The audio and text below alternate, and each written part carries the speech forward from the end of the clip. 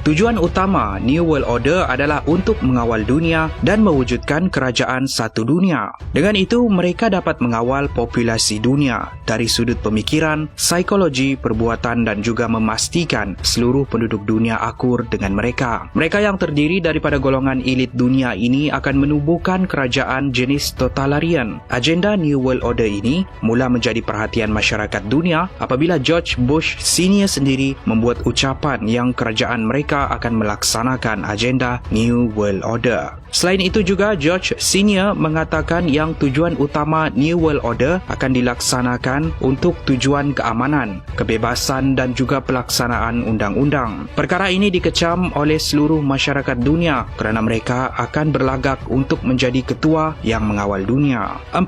Flight MH17. Ini adalah pesawat penumpang Malaysia Airlines yang terbabas dipercayai ditembak ketika melalui kawasan udara negara Ukraine semasa di dalam perjalanan dari Amsterdam ke Kuala Lumpur pada tahun 2014 dahulu. 280 penumpang dan 15 anak kapal maut serta-merta apabila pesawat tersebut terbabas. Dipercayai ketika melintas ruang udara Ukraine, alat perhubungan kapal tersebut mengalami kerosakan dan tidak dapat berkomunikasi dengan tentera Ukraine. Dan ini menyebabkan salah faham di antara mereka dan tentera Ukraine melepaskan tembakan. Ada juga yang mengatakan tentera Rusia yang menembak pesawat tersebut. Apabila siasatan dilakukan, mereka mendapati yang 7 orang penumpang berada di dalam kapal tersebut adalah pakar mengubati penyakit HIV. Ini termasuk Profesor Perubatan David Copper, Profesor Prafan Panupak dan Profesor Job Lange. Mereka dikatakan membawa ataupun mempunyai jawapan untuk menyembuhkan penyakit AIDS, tetapi akibat daripada konspirasi New World Order yang pada asalnya dikatakan mencipta HIV dan AIDS dan mahu penyakit ini tular untuk membunuh separuh dari populasi dunia untuk mencapai objektif mereka. Mereka merancang konspirasi membunuh penyelidik dan profesor ini supaya AIDS dan HIV tidak akan dapat dirawat. 3. Perubahan cuaca. Sebuah lagi konspirasi yang pelik bila ramai ahli konspirasi teori menganggap yang golongan elit New World Order ini mempunyai teknologi untuk mengawal cuaca. Dengan teknologi ini mereka boleh menyebabkan sesebuah kawasan khususnya negara mengalami musim sejuk ataupun musim panas, membuatkan mereka mudah untuk mengawal struktur ekonomi negara tersebut. Apa yang lebih menakutkan, mereka dikatakan boleh menggunakan teknologi ini sebagai senjata. Contohnya pada tahun 2013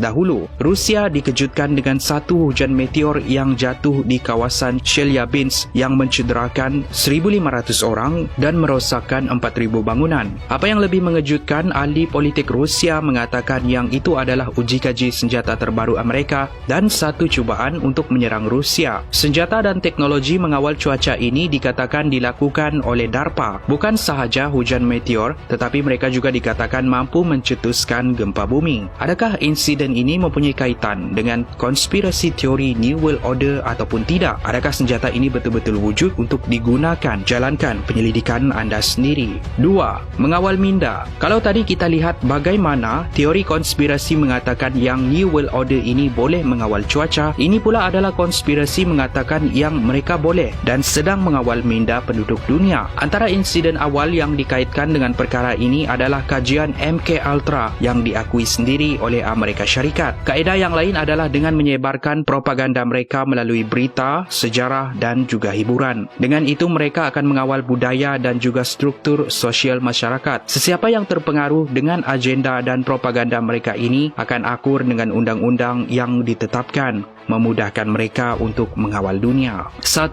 Hari kiamat. Teori konspirasi yang paling menakutkan melibatkan New World Order ini adalah objektif terakhir mereka adalah untuk menyiapkan dunia apabila bumi hampir kiamat satu hari nanti. Dengan arti kata lain, mereka sedang menunggu Tuhan mereka untuk keluar dan agenda-agenda ini dilaksanakan supaya mereka akan diberikan habuan oleh Tuhan mereka suatu hari nanti. Dan jika tiba Ad-Dajjal ataupun Antichrist suatu hari nanti New World Order akan memainkan peranan yang sangat penting. Fakta bonus, dasar pandang ke timur. Izinkan saya selitkan fakta bonus ini dengan mengatakan yang kalau teori konspirasi New World Order ini adalah benar, adalah tidak mustahil kita sebagai rakyat Malaysia telah terpengaruh oleh mereka. Contohnya hiburan, struktur sosial ataupun pemikiran yang terlalu mengikut budaya barat. Adakah kita juga mangsa kepada New World Order? Gemar saya ingatkan tentang dasar yang diperkenalkan oleh Tun Mahathir Mohamad supaya kita dapat mengekalkan budaya dan juga struktur sosial kita dengan mengamalkan pemikiran dasar pandang ke timur.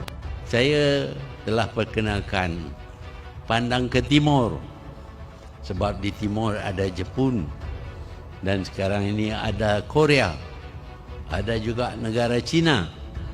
Mereka maju dengan pesatnya sebab kualiti budaya mereka.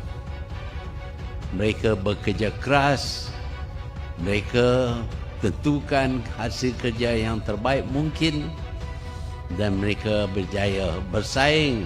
Ini pada asalnya bertujuan untuk menerapkan budaya negara timur yang maju di dalam bidang ekonomi, tetapi ia juga boleh digunakan pakai di dalam struktur sosial. Bermaksud kita mengambil contoh negara timur yang maju seperti Jepun dan juga Korea Selatan dan tidak terpengaruh dengan agenda-agenda negara barat yang dikatakan negara yang sedang melaksanakan agenda New World Order. Terima kasih kerana menonton. Apa-apa pun pastikan anda like dan share kalau anda rasa video ini menarik dan bermanfaat. Yang paling penting, pastikan anda subscribe kepada yang belum subscribe.